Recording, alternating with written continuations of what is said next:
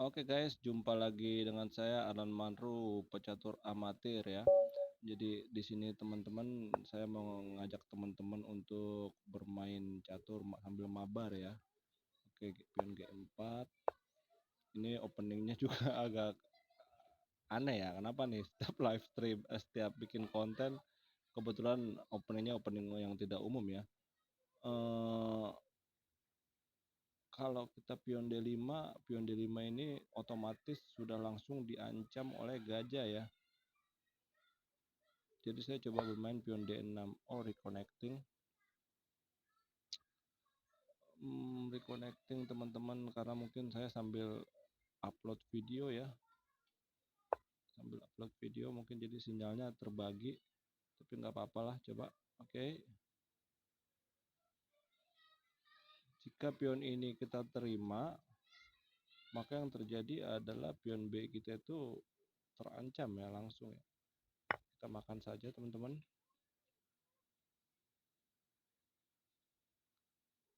Ini opening ini termasuk kategori opening yang tidak umum ya teman-teman ya.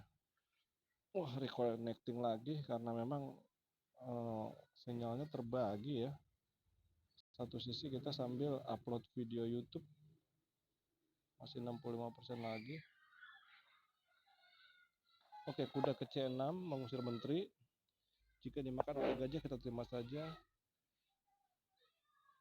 Kuda terserang 2 kali ya oleh gajah dan menteri, maka kita mencoba untuk mengimbangi jumlah penyerang dari lawan ya, gajah dan menteri teman-teman ya.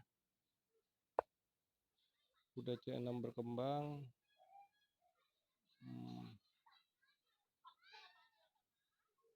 Bagaimana jika kuda berkembang ya sekaligus mengancam menteri dan menekan pion G sebanyak 2 kali ya teman-teman. Tapi sekali lagi pion B kita saat ini terekspos ya.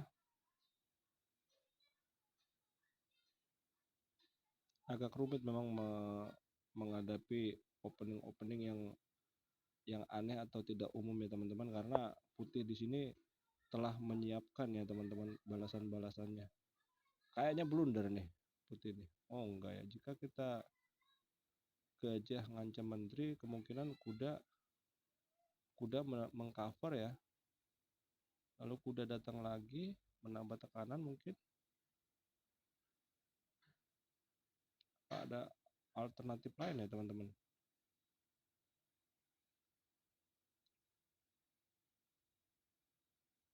Jika kuda dulu menyerang menteri, maka pion B akan dieksekusi ya. Oke, kita ancam dulu teman-teman ya.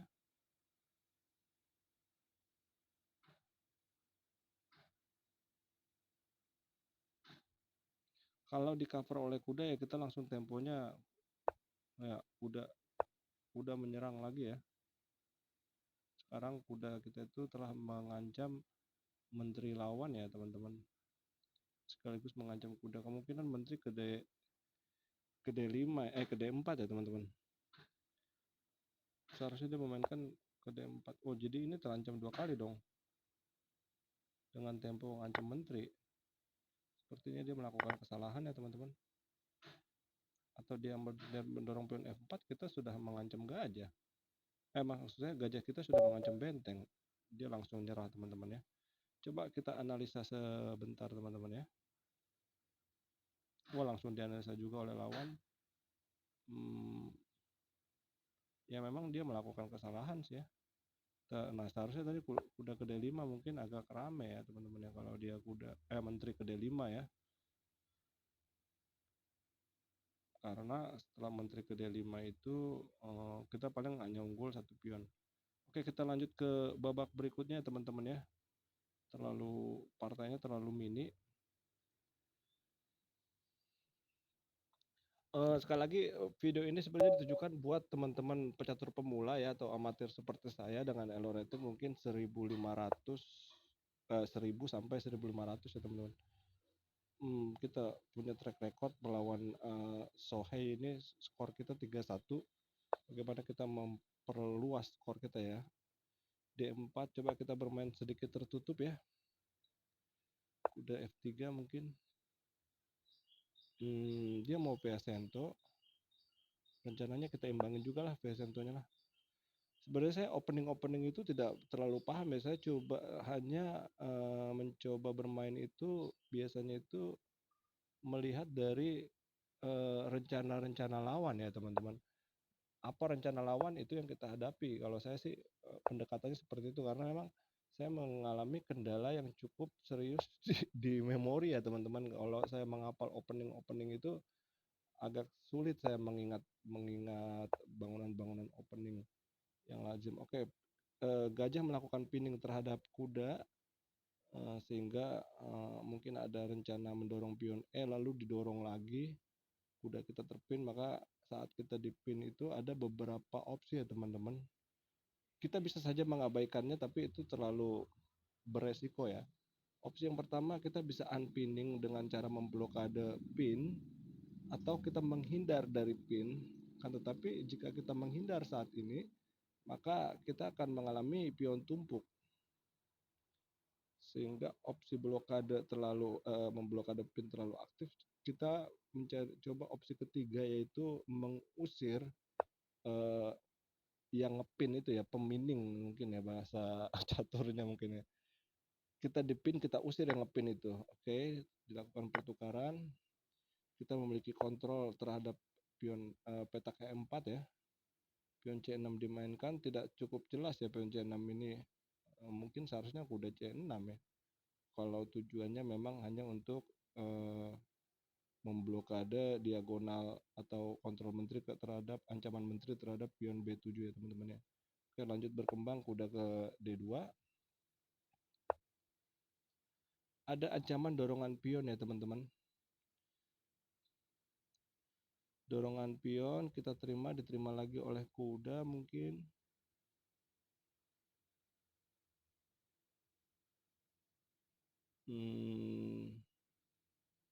Apa yang harus kita lakukan ya teman-teman di sini ya?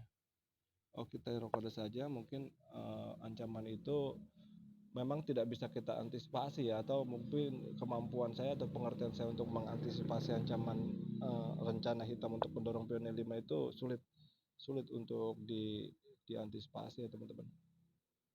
Oke, di sini pion D6 tidak ada pembelanya ya.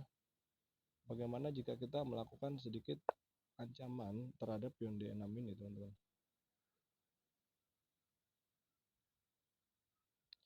Ini kita sambil upload video, makanya koneksinya mungkin agak lambat juga, agak berat. Kita kena forking ya teman-teman. Kita dimakan, di forking lagi kita ujung-ujungnya. Ya itulah memang kalau konsentrasinya agak kurang ya, kita kurang fokus di sana, terlalu cepat kita ngambil keputusan, sehingga menyebabkan kita kena forking ini. Oke, coba kita mempertahankan apakah kita bisa masih bisa menang di sini atau mungkin mencari remis ya teman-teman ya. Di sini jika kita gajah makan pion, kemungkinan dimakan kembali oleh kuda, kudanya langsung aktif.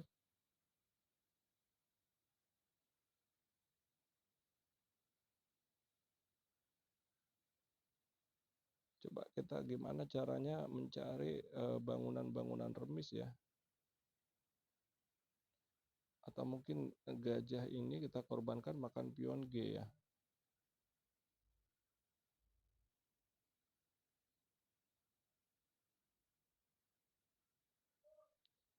Mana nih teman-teman yang bagusnya? Atau gajah mundur ke D, setelah kuda dimakan, kita makan kembali oleh gajah ya. Mungkin ini ya salah satu pilihannya ya teman-teman.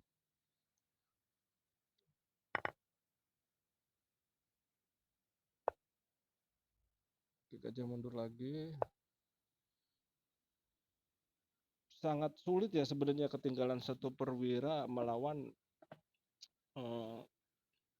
pecatur dengan elo rating 2200 lebih ya teman-teman ya. Oke, kuda bermanuver ke D5, kita halangi dulu supaya saat kita mengusir kuda itu kudanya tidak pergi ke B4 ya teman-teman. Oke, kita mundur.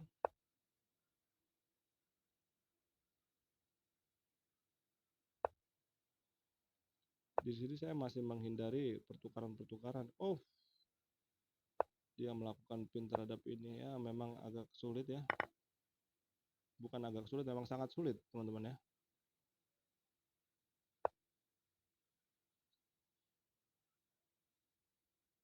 Oke, kita lakukan pertukaran saja.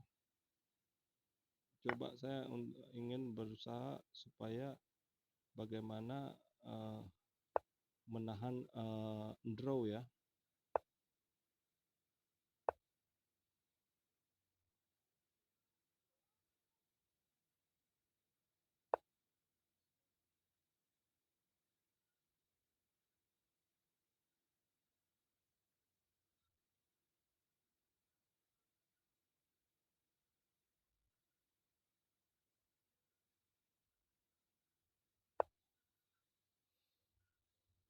Ada ancaman dorongan C5 juga sih sebenarnya. Untungnya C5 itu belum dimainkan. Kita tahan dulu.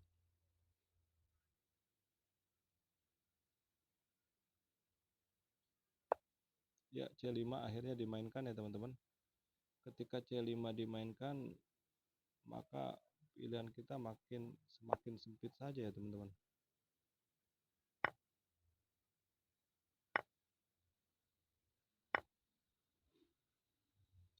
Dimakan oleh benteng, makan pion.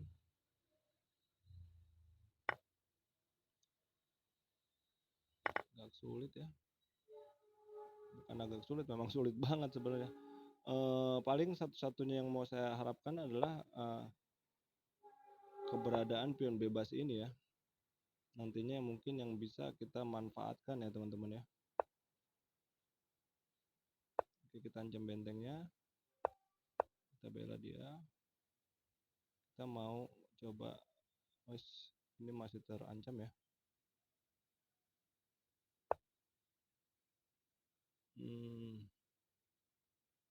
Kita masuk, pion kita kena dan temponya juga sekak.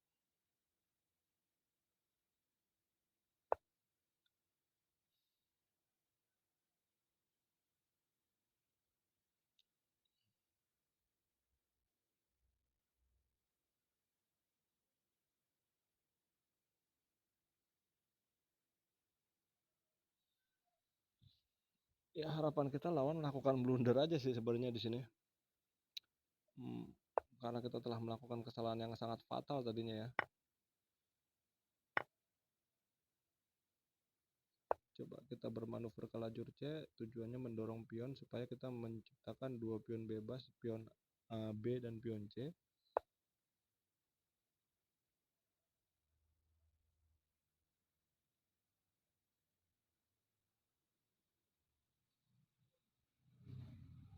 Coba raja kita dekatkan.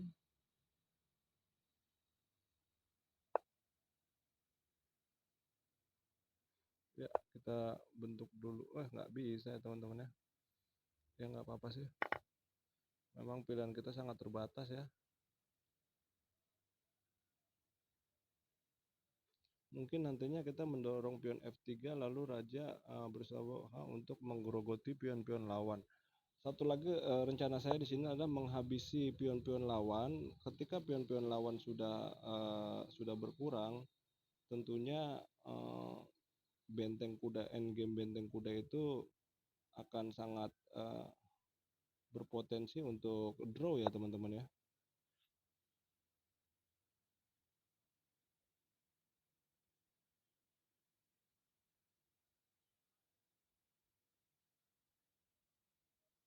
Ya memang sangat sulit. Kita hanya berharap lawan kita blunder, melakukan sebuah kesalahan. Ada ancaman garpu tadi.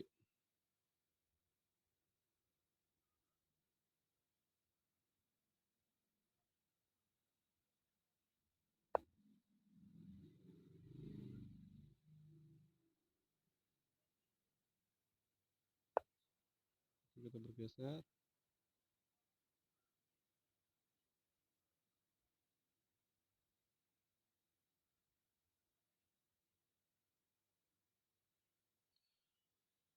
Ada 2 rencana yang bisa kita main ya, menggerogoti ketiga pion lawan.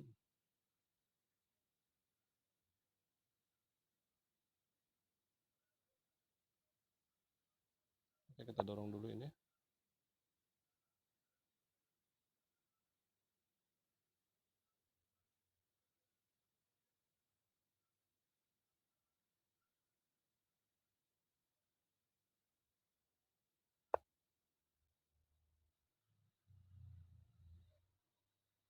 Kita batasi bentengnya ya teman-teman. Rajanya maksud saya, kita batasi rajanya supaya pion kita itu bisa berjalan dengan mulus.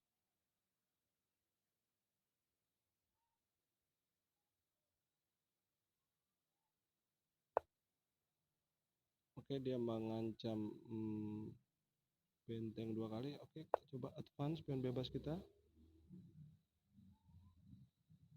Karena memang pion G ini sudah tidak bisa kita bela lagi ya teman-teman.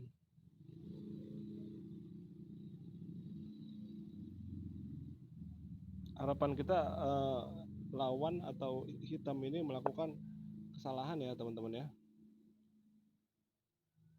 Oke, raja ke sini ke baris kelima, coba mendekati pion, melindungi pion dan mencoba mengawal pion kita sampai ke petak promosi mungkin ya.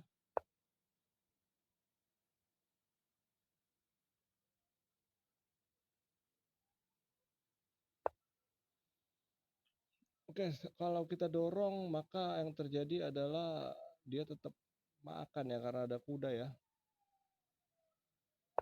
Coba kita bela dulu sekali.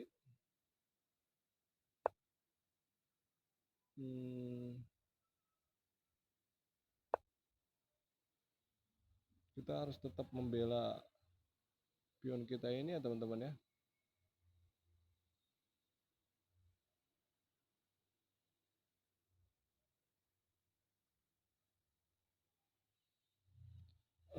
Satu lagi PR kita nanti benteng bisa bermanuver atau ya pindah lajur ya, lajur B ke lajur C guna menahan petak promosi kita ya teman-teman ya.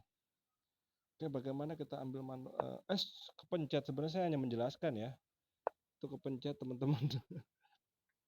Sangat disayangkan, tadi saya mau sambil menjelaskan tapi it's okay.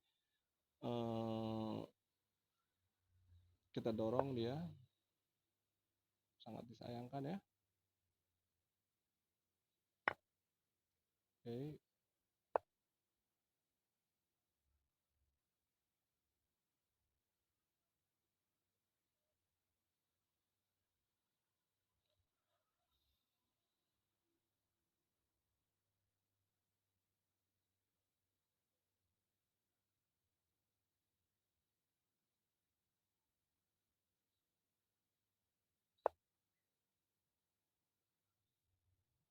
Rencana lawan adalah melakukan skak, kita tutup dulu.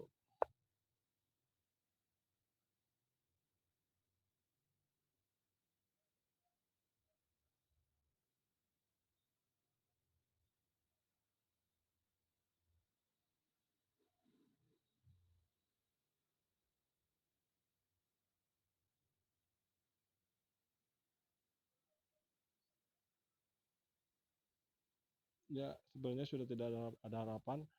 Kita hanya memanfaatkan bagaimana lawan kita melakukan kesalahan mungkin ya. Jadi selalu saja ada harapan-harapan blunder ya. Kita ancam kuda, jika dia melakukan sekak, kita lari saja kan. Benteng dimakan, kita promosi menteri, lalu dia sekak menteri ke sini. Berarti saat dia sekak, kita larinya ke baris ke-7 ya, supaya tidak ada sekak menteri mungkin ya. Oke, jika kita lari ke sini maka kuda akan makan benteng, promosi, lalu akan terjadi forking lagi ya teman-teman.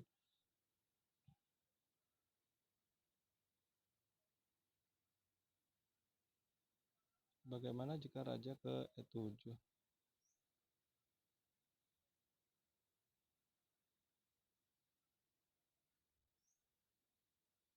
Oke, raja ke E7 bersiap mendorong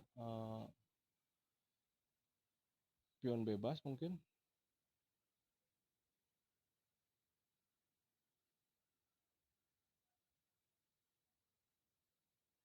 Di dalam endgame ini kita selalu dalam bermain catur kita selalu berharap ya, berharap lawan blunder itu bukan berarti kita berharap yang hal-hal yang, oh ada terjadi forking di sana berarti kita makan pion aja mungkin ya teman-teman ya. Makan pion aja sekalian ya. Artinya memang kemungkinan lawan blunder itu akan selalu ada ya teman-teman. Oke. Bagaimana cara kita melakukan menahan dia untuk remis?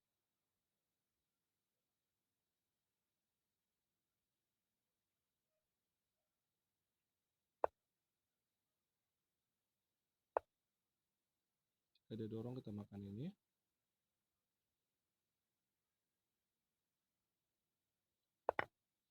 Oke.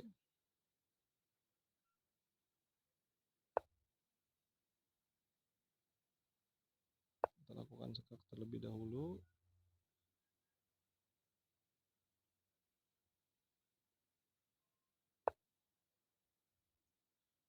Lalu kita dorong pion. Tujuannya kalau dia buang benteng kita bisa makan pakai pion ya teman-teman ya.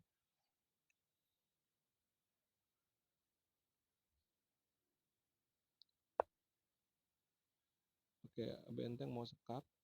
Kita sekak dulu dia terlebih dahulu. Akhirnya kita bisa memaksa draw ya. Simpelnya benteng makan pion lalu pion kita dorong ya teman-teman ya. Itu salah satu metode simpel untuk mencapai draw ya. Tapi kita coba cari menang dulu. Apakah ada rute kemenangan di sini? Kita dorong.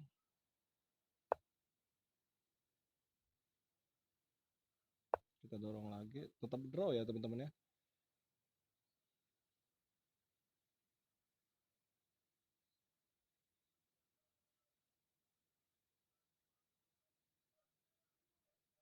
Ya, ini kita termasuk beruntung juga sih kalau bisa nahan draw seperti ini ya teman-teman ya. Karena memang tadi kita telah ketinggalan perwira ya saat di endgame tadi ya. Saat di middle tadi saya, oke kita tawarkan draw saja karena memang ini partainya akan berakhir remis.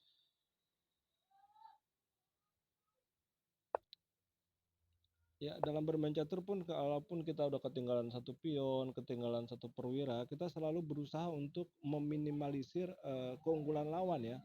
Kita telah mengalami kerugian perwira, tapi posisi kita mana sih yang harus kita tukar, mana sih yang mempunyai peluang. Saya memang tadi membayangkan posisi endgame-nya dia belum jalan ya. Seperti ini tadi tuh, pas di sini tuh endgame saya bayangkan menggerogoti pion ini atau menciptakan dua pion bebas sehingga saya melakukan pertukarannya tadi tuh bagaimana dia belum draw ya di decline ya. Oke, dia nggak mau draw. Wow, kita harus cepat-cepat. Oke, dia sekak. Kalau kita tutup dimakan nggak bisa ya. Kita harus kembali ke sini. Oke, draw. Jadi teman-teman di sini putih ya atau saya telah melakukan kesalahan yang sangat fatal ya teman-teman ya kena forking. Tapi di saat kehilangan perwira itu terjadi, kita selalu mempertimbangkan.